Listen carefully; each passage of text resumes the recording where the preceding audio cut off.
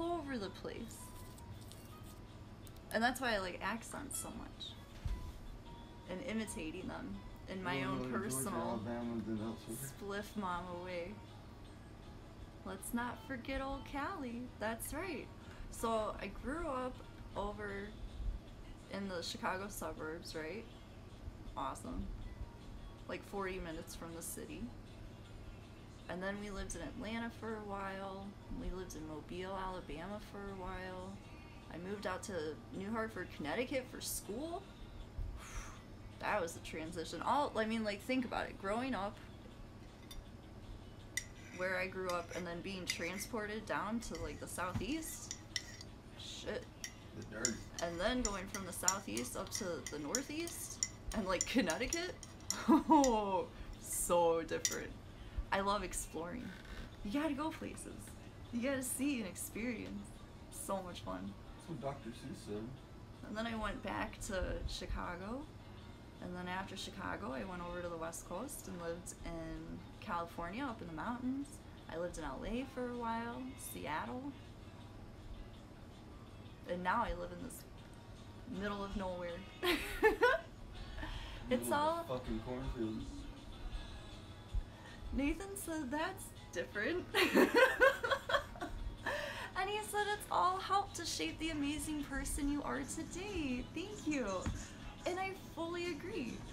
I love all the different experiences that I've had. So much fun.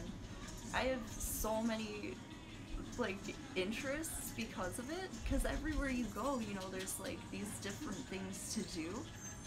I honed in on a handful of hobbies, I guess, that I never would have found in Chicago if I hadn't moved out to California. Like, amazing. Fucking grew up, and when I was 15, I had a jet ski that I could ride from the river that I lived on all the way to the Gulf of Mexico. What a fucking experience, Flawless right? victory. Going from like suburbia to a solid beach life, like that. Man, I had so much fun moving around. I love moving around, and right now I am antsy as fuck, and all I want to do is get the fuck out of here. Like, I want to move. I was thinking Cali would be nice, but then today we discovered that they're still doing that $1 house purchase over in Italy, and that's cool as fuck. And then they're doing an incentive to live in these really small towns. Like, I think the requirement is less than 2,000 people, and they're doing 700 euros a month if you're a young transplant who lives in that town for X amount of years, and then you have to open up your own small business. So I spent a solid portion of the day just researching that and looking up like the Maloys, I don't know if they would call it a province. They call it a commune, which is like a village. It's over on the east side of Italy, in the south, and there's a whole bunch of there's like 100 towns to choose from, but you don't get to see, like, not every town has their listed properties, their $1 properties. And also, I don't speak Italian. Okay, so like, granted, you can translate the website, but you can't translate, everything is like uploaded PDFs, and you can't translate those. So I don't know like how big these places are. I'm making estimates, like I'm making, you know, an educated guess on what it is, but whatever. If anybody fucking speaks Italian, please step up and help me. Plethora! Hi! How are you? How was your day? Oh, I'm great, man. I was just talking about how I'm learning about Italy. And then Nathan says that I should run a commune. He's into it. Man, I'm fucking into it too, Damn, man. I've been wanting to do that shit for a long time. I lived on a commune for a little bit. There's a fucking transition for you. It's like I go from like these one extremes to another. It's really a very adventurous approach to life. Okay, Plethора's day was fine, but tonight's been better. Yes! Awesome! Better is better than good. And definitely better than fine. That weed's so speedy, man. It's a sativa. It's wide open. Yeah. It's got my heart rate pumping. Yeah, our hearts are racing, our mouths are getting dry. So sweet, I just smoked like a solid sativa. Because I figured I'll be on with you I think guys that for like one's 2 better. hours. That's the one from your boy. And then I mixed it. Oh, I mixed it with that. Oh, shit. Can I roast you? Gavin wants to know if he can roast me. Man, I don't have much meat on my bones. To be honest with you, like, I'm kind of small.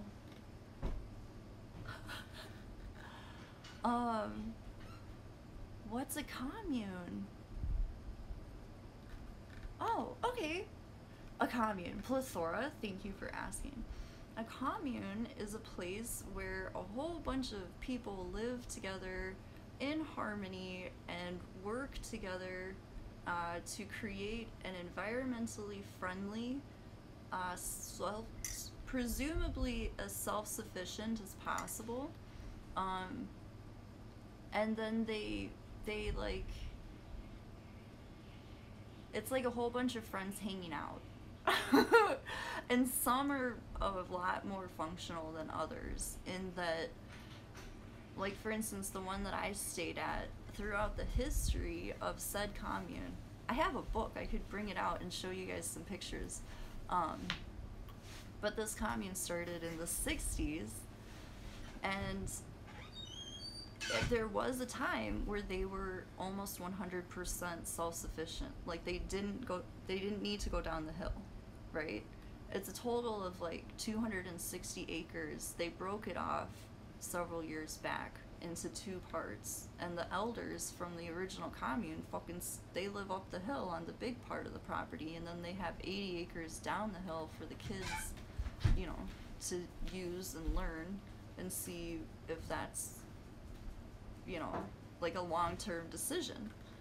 So where I was at, most of these people just, they didn't stay for long because they do have a pretty solid winter and it snows and you get stuck because you're like in this little valley.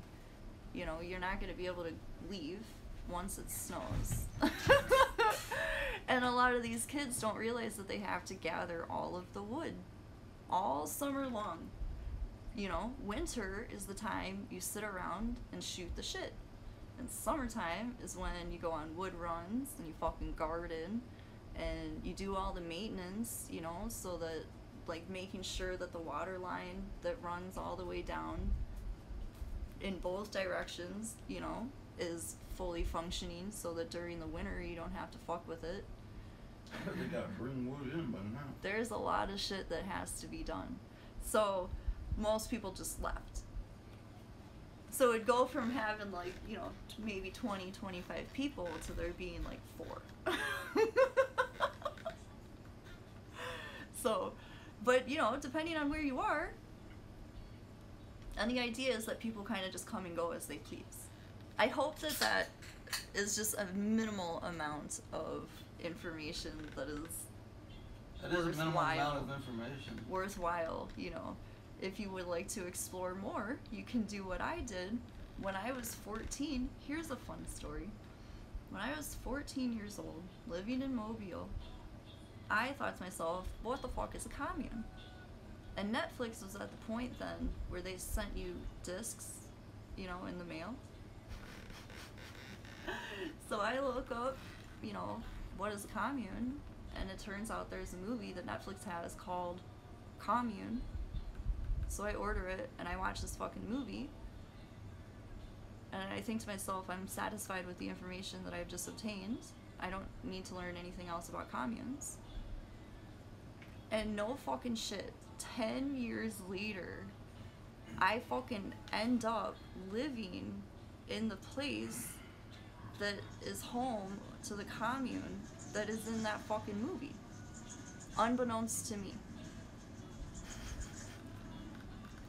I had to go. I lasted for like a month the first time. Because you could tell, like, most people just wanted to get super stoned and, like, play music and, like, make art and not really do shit. But it's a lot of work if it's gonna like, in that specific area, because it snows, it's a lot of work to prepare for winter. So everyone's just like, oh, we're not staying. So much fun. I recommend that you guys watch that movie if you can. Okay, Gavin wants to know my name. You can call me Spliff or Mama. Or Spliff Mama. That bitch just kicked me down a hole. Plethora said that it doesn't sound like the easiest life. No, man. It is not. It is, like, if you just Googled commune and looked at images, like, they are so... Maybe you could be more specific, like Northern California communes or something like that, and like look at these different places because they have them all around the world. Like in Costa Rica, they have this one. They don't call it a commune; they call it an eco-village. But it's a fucking commune, and like it's beautiful. It's absolutely gorgeous. And like I said, so back in the day, at the one that I stayed at, which is called Black Bear Ranch. You can look it up. They have pictures and things, you know. So, you know, maybe like in the 70s or so, I don't know when. It was like at capacity. There were so many people living there. It was, I mean, the stories are incredible. And now it's kind of just like going to waste. Not that it's being ruined per se, but like the main garden area is 5 acres fenced in. And the last time I was there, they were using maybe like an 1/8 of the space. Think of how much food you could grow. You know, like if it was well organized, but they don't have like this one, there's basically like no rules. So you can pretty much, their motto is free land for free people. And you can live any way that you want to there. And when you ask other people to chip in on food production, it is not always well received because not everyone wants to spend their time gardening. Fucking Iron Man. You know what I mean? So if you go to like the eco village, they have ground rules. They have, you know, work hour requirements, I would imagine. Like everybody pulls their weight. There's a lot of shit that has to be done, and you can tell in the visual that they're well organized. And then there's this other place, man, when I was staying there, so these kids came down and they came in from this other commune called Eastwind.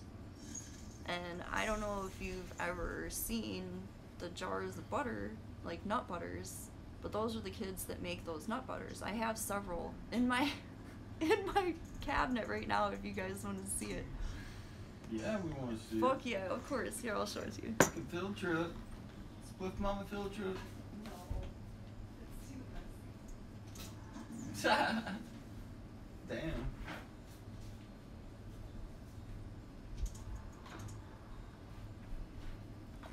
Okay, so this place, and that's like a picture of the property, right? What kind of butter is that? This one's cashew, raw, no salt. Alright, this wholesome cashew butter is made by the workers of cooperatively run East Wind Nut Butters in the lovely Ozark Hills of rural southern Missouri. As equal owners in our business, we proudly produce high quality foods from the first rate ingredients of our family and yours. When you purchase this product, you are supporting over 70 people committed to living in harmony with the land and each other. So, like, they're well organized. Everybody has to make these fucking butters. They have to contribute. And I just backhanded that. there you go. Who's the guy? Tell him to come say hi. Plethora, you want to say hi to Michael? He'll come by in a few minutes when he's done. I would imagine when he's done with his game. We're playing Mortal Kombat, you guys. Listen So to much Alice fun. in Chains Plethora, we fucking started. bubble. Yeah, we started playing Mortal Kombat, and we're listening to Alice in Chains' Jar of Flies album. No, are we listening to that one? Yeah. Yeah. Well, it's on 2 albums. Doesn't matter. This is Nutshell. I think it's on 2 albums. So, yeah, the commune world is a at this, very look at this. bizarre situation. Well, anyway, so these kids came down the hill and they said that they'd just been over at Eastwind, and it was like 20 fucking kids. And I don't know if they came to like recruit, or some of them specifically came because they didn't want to live at Eastwind. They didn't want to make cashew nut butter anymore, and almond nut butter, and peanut butter, and all that shit. This is Michael.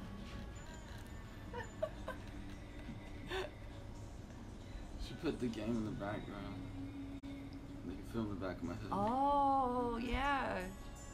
How do we do that? Hold on, If amigos. we sit